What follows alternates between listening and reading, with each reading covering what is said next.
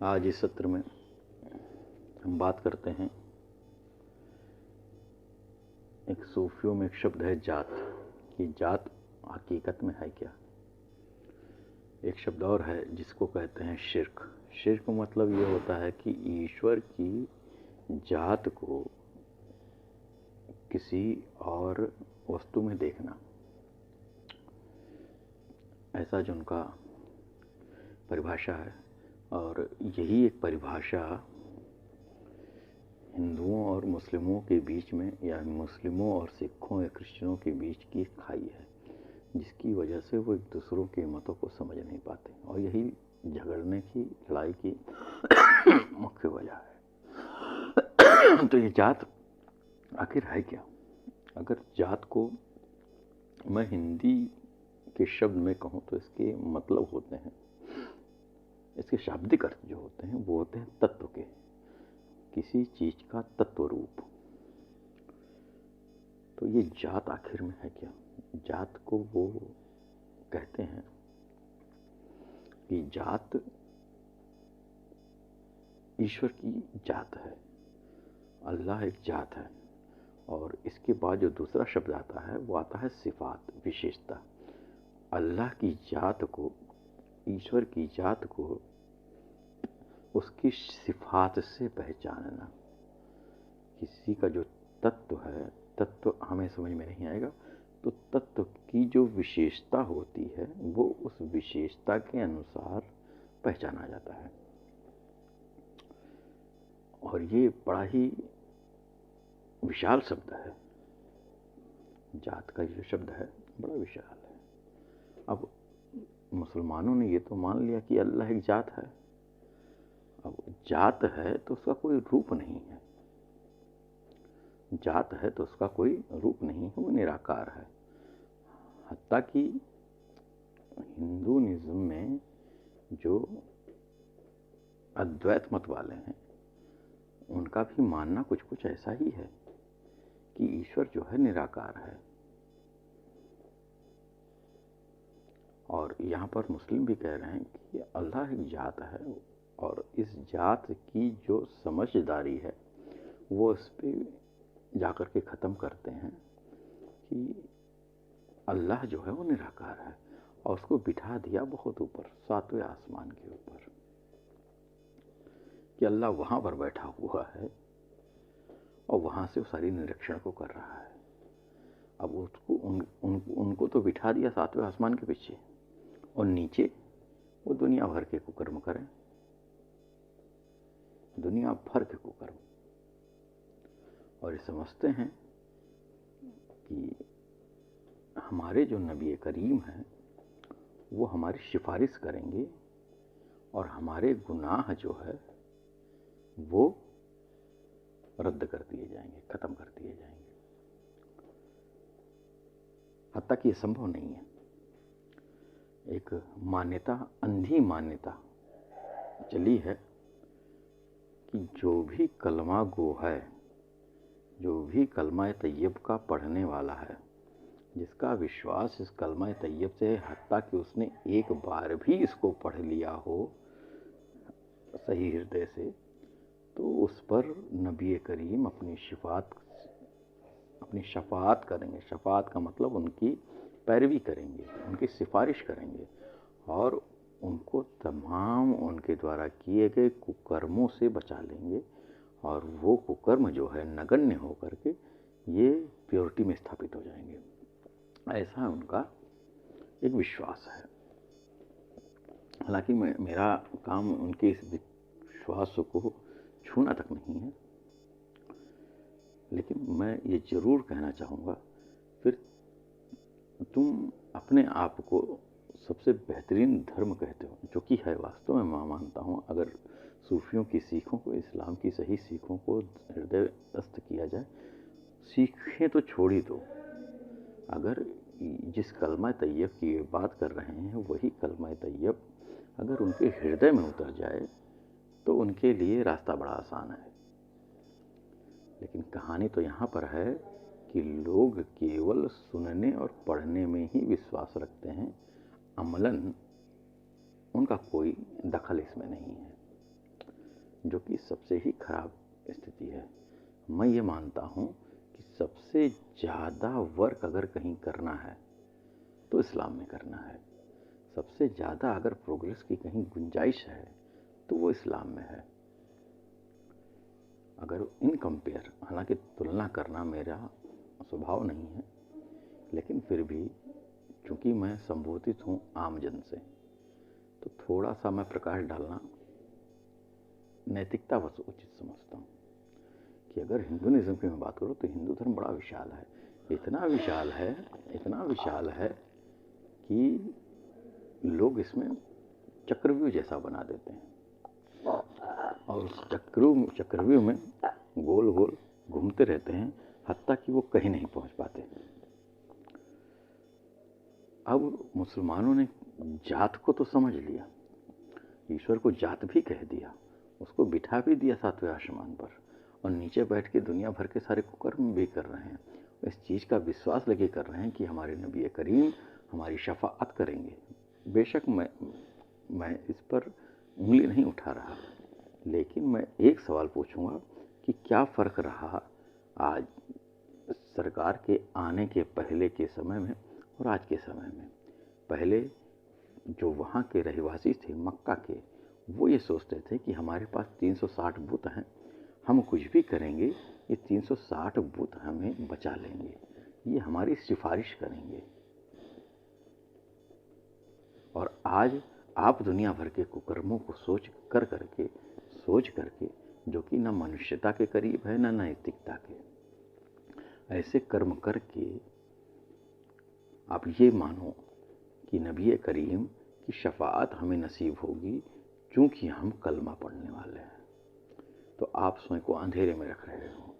जिस दिन कलमा तुम्हारे हृदय में उतर जाएगा, आप वास्तव में एक नए प्रकाश में रहोगे, और उस दिन आपको ये सारी चीज़ें समझ में आ जाएंगी कि जात क्या है, शफाअत क्या है, हक क्या है और बातिल क्या है।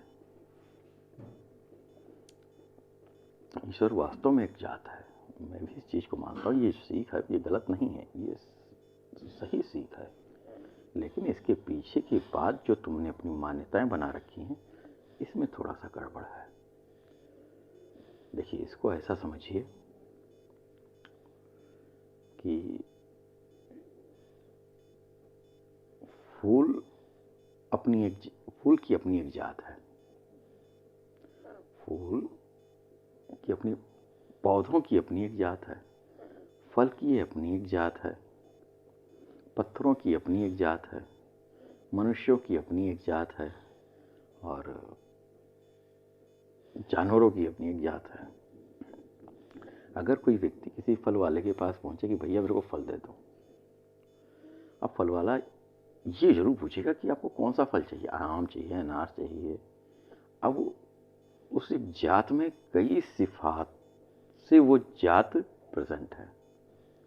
भाई नींबू खट्टे स्वाद में है, आम मीठे स्वाद में है, हर एक फल का स्वाद अलग है, उसकी विशेषता अलग है। तो जात अपने सिफात से अलग अलग नाम को धारण करता है, अलग अलग रूप को धारण करता है।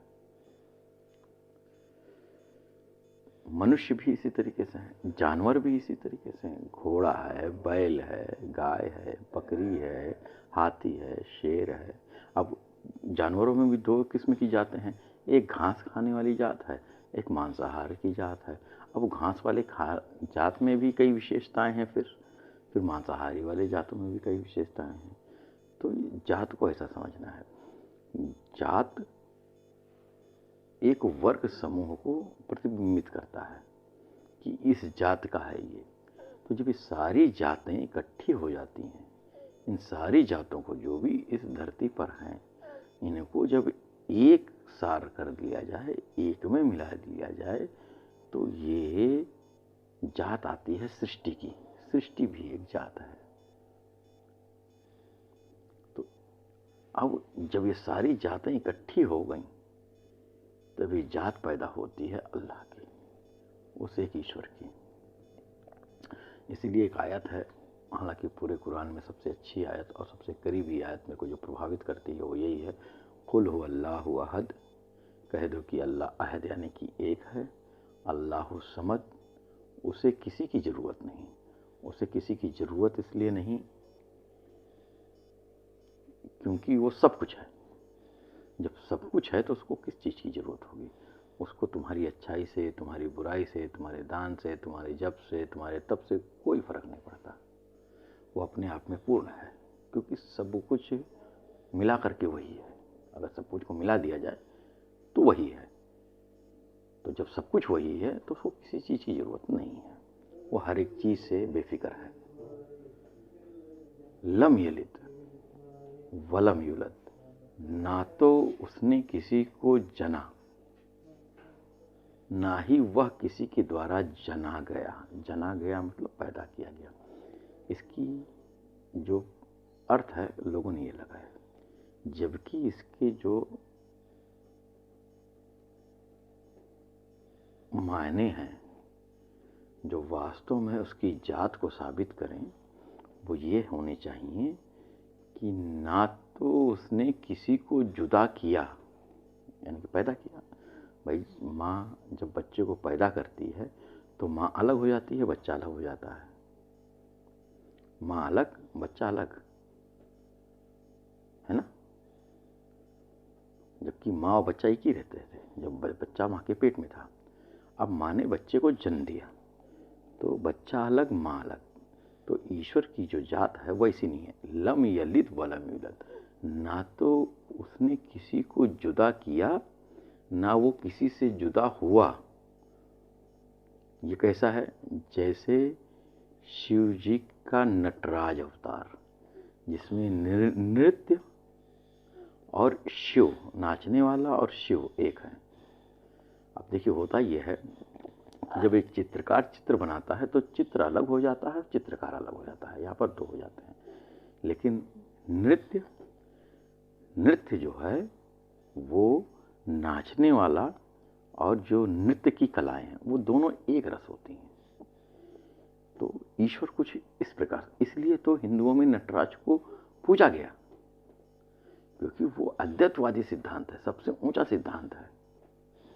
अब इसके पीछे की लोगों की मान्यताएं क्या हैं वो दिगर बात है, लेकिन आध्यात्मिक दृष्टिकोण से जो सटीकता है वो ये है, क्योंकि यहाँ पर द्वैत खत्म हो जाता है। नटराज के नृत्य में द्वैत खत्म है। यहाँ पर नृत्य और नृत्य करने वाला दोनों एक है, दोनों एक दूसरे के पूरक हैं। बगैर एक की अनुपस्थिति में नृत्य रह ही नहीं जाएगा। तो लम यलिद वलम यूलद, ना वो जुदा हुआ, ना उसने किसी को जुदा किया। वलम यकुन लहू कुफुवन अहद, हाँ कह दो कि अल्लाह एक है। अब एक कैसा एक? शुरुआत में भी अहद आ गया, आखिर में भी आ गया। तो अब इस बिना पे कह दो कि जो कुल है, ये कुल मिलाकर के जो एक होता है वो ही ईश्वर है। ये है जात।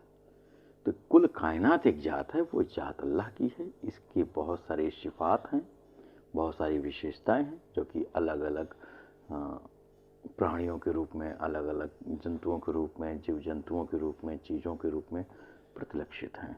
अब उसमें भी कई सारी विशेषताएं हैं, तो इनका वर्गीकरण इसी तरीके से होता रहता है। अब बात करें शिर्क की, तो लोग कहते हैं शिर्क ये है कि ईश्वर को किसी भी भौतिक जीव में, प्राणी में, चित्र में शामिल कर देना। हम चित्र को मान लें कि ये ईश्वर है, तो ये उनकी निगाह शिर्क है। फिर ये गलत परिभाषा है। अगर मैं इस सूरह की जिसकी मैंने जिक्र किया, इसको मैं आधार बनाऊं, तो शिर्क के जो मायने निकल के आते हैं कि शिर्क वो है जब किसी शय को अल्लाह से जुदा कर दिया जाए, शामिल नहीं। जब मैंने किसी शय को ईश्वर के अलावा मैंने किसी और चीज के होने का भान रखा, तो वो शिर्क है। ईश्वर के अलावा इस संसार में कुछ है ही नहीं। हाँ, ये अवश्य है कि इस ईश्वर के दो रूप हैं। वो दो विशेषताओं, इस जात में दो विशेषताओं से जाना गया कि या अच्छा या बुरा। आप ईश्वर के रूप में, इस संसार में तमाम सारे रूप उसी एक ईश्वर के हैं। अब उस एक ईश्वर को समझने के लिए आप दो विशेषताओं में उसको जान सकते हो। पहला है एक उसका अच्छा स्वरूप, एक है उसका बुरा स्वरूप। ये इस तरीके से है जैसे पानी, समुद्र में भी पानी है और आसमान से जो पानी बरस करके नदियों नालों से बहता है वो भी पानी है, लेकिन दोनों पानियों में फ़र्क है। पहला पानी जो समंदर में है वो अथाह है, लेकिन उससे किसी भी प्रकार की प्रजनन की क्रिया, वो किसी प्रकार की हरियाली में, सुंदरता में आपका साथ नहीं देगा। वो अभी समुद्र का पानी अगर आप किसी पेड़ पे डाल दो सूख जाएगा, लेकिन एक जो मीठा पानी है, शुद्ध पानी है, अच्छा पानी है, उससे आप हरियाली पैदा कर सकते हो, लोगों की प्यास मिटा सकते हो। वो पानी जहाँ जहाँ से जाएगा वो प्रकृति को और रमणीय बना देगा और सुंदर बना देगा। अब ये आपको दोनों रूप पानी के ही हैं, दोनों रूप पानी है, दोनों की जो जात है वो पानी ही है, लेकिन दोनों की विशेषताओं में एक फ़र्क है। इसी तरीके से इस संसार में सर्वत्र, कुरान शरीफ की बात में बता देता हूँ कि जहाँ देखो मेरा ही चेहरा है, जिधर देखो वत्सुहा, जहाँ देखो मेरा ही चेहरा है, ईश्वर का ही चेहरा है। तो आप किस चेहरे को पकड़ना चाहते हो, ये आपका चुनाव है, और इसी चुनाव पर आपकी सफलता और असफलता, आपकी पूर्णता अपूर्णता ये साबित करती है। अब पूर्णता और अपूर्णता क्या है, इसके बारे में फिर कभी हम चर्चा करें कि वास्तव में कि पूर्णता और अपूर्णता क्या है। फिर भी एक लाइन में मैं आपको बता दूंगा कि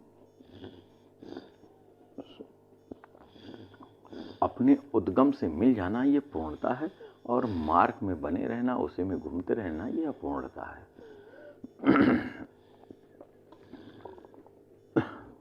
शिर्क ये नहीं है कि आपने किसी पत्थर को ईश्वर मान लिया और आपने शिर्क कर दिया ना, वो तो ईश्वर ही है। अगर आपने उसको पत्थर मानकर ईश्वर माना है, कि आप पत्थर भी मान रहे हो, उसको ईश्वर भी मान रहे हो, अभी आपने गलत कर दिया। अगर आप उसको ईश्वर ही मान रहे हो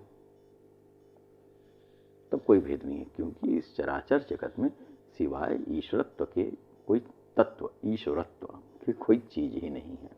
सर्वत्र उसी का ही रंग है, उसी की महिमा है, उसी की कृपा है। तो और यही एक रास्ता है जो कि आदमी को मुस्लिम से मोमिन बनाता है। यही वो मंत्र है, यही वो सुराग है जहाँ से आदमी मुस्लिम से मोमिन बन जाता है। जब हम पढ़ते हैं तो उसमें एक लाइन आती है, मुस्लिम मुस्लिमात, मोमिन मोमिनात। तो जबकि कलमा वो दोनों ही हैं, तो कौन मुस्लिम कौन मोमिन? जो केवल कर्मकांडों पर डिपेंड रहे, उसकी आत्मा को ना पकड़ पाए, वो मुस्लिम, पहली क्लास का बच्चा। और जो जिसके हृदय में उन तमाम सिखों की आत्मा रच बस गई हो, एक जो कलमा पढ़ ले वो मुस्लिम, और कलमा जिसकी हृदय में उतर गया, जिसने कलमा के सार को समझ लिया, वो मोमिन। और एक मोमिन मीठे पानी की तरह है जो कि जहाँ जाएगा वो हरियाली पैदा करेगा। एक मुस्लिम खारे पानी की तरह है कि अगर थोड़ा सा भी प्रतिरोध हुआ तो वो फूट पड़ेगा, क्योंकि उसने अपने आप को संकीर्ण कर रखा है। सबसे ज़्यादा मैं मानता हूँ कि अगर काम करने की जगह है तो वो इस्लाम में है, जो कि इतना गहन ज्ञान। देखिए, वापस समझिए, अल्लाह के 99 नाम दिए गए हैं कि ईश्वर के 99 गुण हैं जिनको सिफाती नाम कहा जाता है। उसमें से 4 नाम बड़े ही मेरे को प्रभावित करते हैं। अव्वल, आखिर, उसका एक नाम है या अव्वलु वल आखिरु, जाहिरु व बातिनु। अव्वल मतलब जो सबसे पहला हुआ और जो सबसे आखिर होगा। अब शुरुआत भी वही है, अंत भी वही है, तो मध्य भी तो वही होगा। फिर जाहिर भी वही है और जो बातिन है ये भी वही है। जो अंदर है, जो छुपा हुआ है वो भी वही है, और जो प्रत्यक्ष है वो भी वही है। प्रत्यक्ष भी ईश्वर है और अप्रत्यक्ष भी ईश्वर है। अब इन 4 नामों के दरमियान में बचा क्या? तो आप स्वयं समझिए कि शिर्क क्या है। शिर्क बुत मेरे सरकार ने, मेरे नबी करीम ने मक्के में रखे हुए 360 ऊँटों को तुड़वाया। हाँ, मैं एग्री करता हूँ कि उन्होंने तुड़वाया। उसके पीछे का कारण ये नहीं था कि उनको उन मूर्तियों से कुछ भेद था, ना। उसके पीछे भेद केवल इतना था कि लोगों की अंधश्रद्धा उसके ऊपर थी कि ये हमारी सिफारिश करेंगे, ये हमारे द्वारा किए जा रहे गलत कामों को हम चाहे जितना करें, ये हमारे देवता हैं, ये हमको बचा लेंगे। बचाता बचाता कोई भी नहीं, चाहे वो ईसाईनिज़्म हो, चाहे वो मुस्लिमनिज़्म हो, चाहे वो सिख पंथी हो, चाहे वो हिंदूनिज़्म हो। अगर हिंदूनिज़्म का ही कोई व्यक्ति सोचेगा कि मैं पाप जितना ही करूँगा मेरे ईश्वर मुझे बचा लेंगे, ना ना ना ना ना। जब तक आप सही प्लेटफॉर्म पर नहीं खड़े हो तब तक आप अपने आप को भ्रम में डाल रहे हो, और एक भ्रम में फंसा हुआ व्यक्ति वो खुद के लिए भी हानिकारक होता है, और जिस समाज में, जिस परिवेश में रह रहा है, ये उनके लिए भी हानिकारक है, ये उनके लिए भी हानिकारक। तो इस जात और सिफात को बड़ी अच्छी तरीके से समझें, और शिर्क क्या है इसको समझें। आज का जो मुद्दा था वो केवल इतना समझाना था कि जात क्या है, सिफात क्या है और शिर्क क्या है। तो इसको आप सही तरीके से सुने, समझें और इस पर गौर फिक्र करें। फिर इसके अंत में थोड़ा सा एग्जाम्पल मैं हिंदुओं की तरफ से दे दूंगा कि पूजा किसकी करें।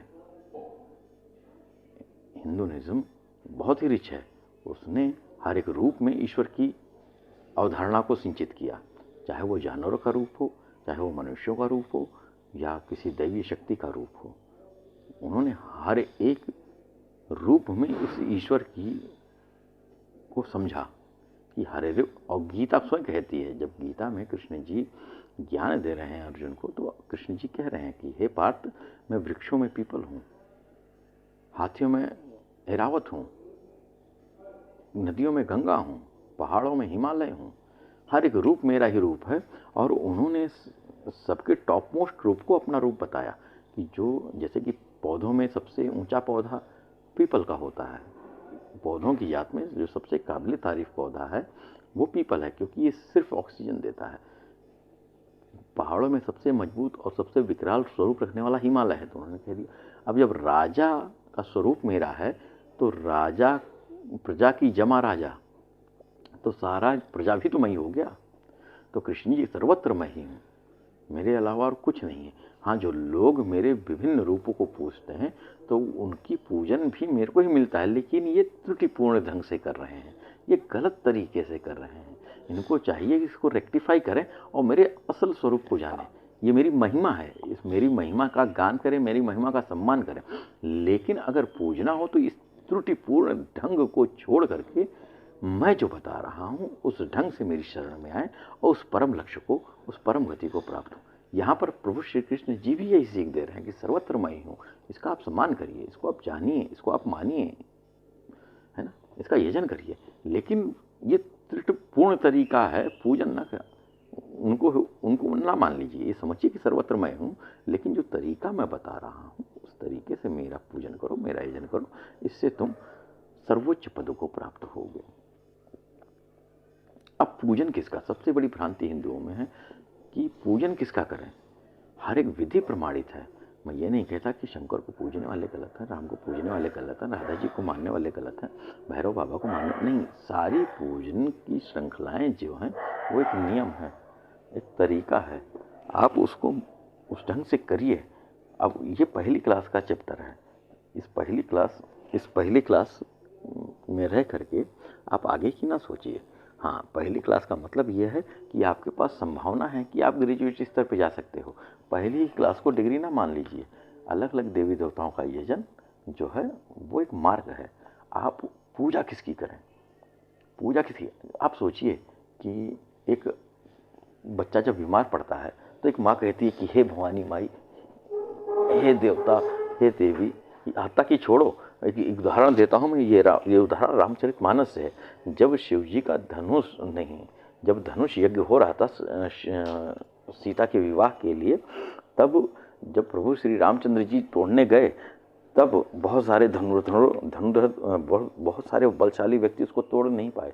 तो जब सीता जी देखती हैं रामचंद्र जी को, अब उनकी उस कोमलता को देखती हैं, तो उन्होंने कहा कि जब इतने बड़े धुरंधर नहीं तोड़ पाए तो ये कैसे तोड़ पाएंगे। अब शंका आ गई दिमाग में, तो उन्होंने जितने भी देवी देवता थे कि हे देवताओं आकर के इनकी सहायता करो, हे गौरी मैया इनकी सहायता करो, हे गणेश जी इनकी सहायता करो।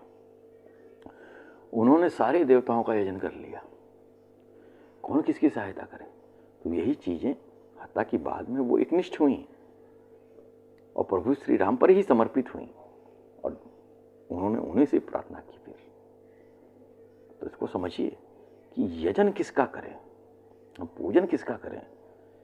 बच्चा बीमार पड़ेगा तो हे हनुमान जी, हे काली माता, हे ड्यूहारिन माई, हे नरवीर बाबा, किसकी पूजन।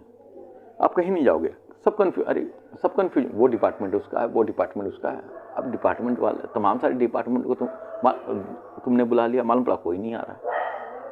तो ये पहली क्लास की कक्षा है। इस पहली किसी एक लाइन को पकड़ करके आप उस लाइन से पूर्णता को प्राप्त करें। सम्मान सबका, लेकिन यजन एक परिपाटी का करिए। एक पे रहेंगे तो पूर्णता की तरफ पहुंचेंगे। अंत समय में जब आपके प्राण निकल रहे होंगे, जीवन भर की जो अभ्यास है वो उसी समय काम आएगी। अब आपके प्राण निकल रहे हैं, आप करो हे दुर्गा माई, हे हनुमान जी, हे शंकर जी, हे गणेश जी, अब कौन आएगा। आप तो खुद स्वयं ही एकनिष्ठ नहीं है। मैं मानता हूं कि सभी रूप एक हैं, लेकिन फिर भी केला और अमरूद भिन्न है, जात एक है। अगर आपको जात तक पहुंचना है तो किसी एक सिफात को पकड़ करके, एक विशेषता को पकड़ करके आप ऊंचे तक जा सकते हैं। ये मार्ग है, यही इसका सूत्र है कि जब तक आप स्वयं उस जात में न मिल जाएं, तब तक आपके जीवन का अभ्यास है।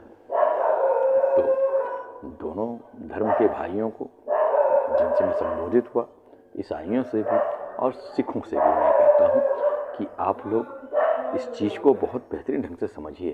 अध्यात्म धर्म बनाने का काम नहीं है, अध्यात्म धर्म को खंडित करने का काम है। आपकी जो मान्यताएं आज तक रही हैं उनको तोड़ दो। इनको कृष्ण जी गीता में पुनः कहते हैं कि हे अर्जुन, सारे धर्मों का त्याग कर मेरी शरण में आ जा। जब तक आपने अपने प्रपंच से धर्मों का आवरण अपने ऊपर डाला हुआ है, उसको त्यागिए और प्रभु श्री कृष्ण के शरण में केवल जाइए, आप पास हैं। आप शिव जी की शरण में जाइए, आप पास हैं। आप प्रभु श्री राम जी की शरण में जाइए, आप पास हैं। लेकिन जहाँ पर आप अनिश्चितता वाली स्थिति में हैं, तब तक आप परेशान हैं। तो ये जानिए कि पूजन किसकी। फिर हम मुख्य विषय पे आते हैं। मैंने आज चर्चा की जात पर और सिफात पर और शिर्क पर। आप लोग गौर फिक्र करें और अगर इसमें कुछ मेरे हितार्थ हो तो मुझे संदेश भेजें। आज के लिए इतना ही।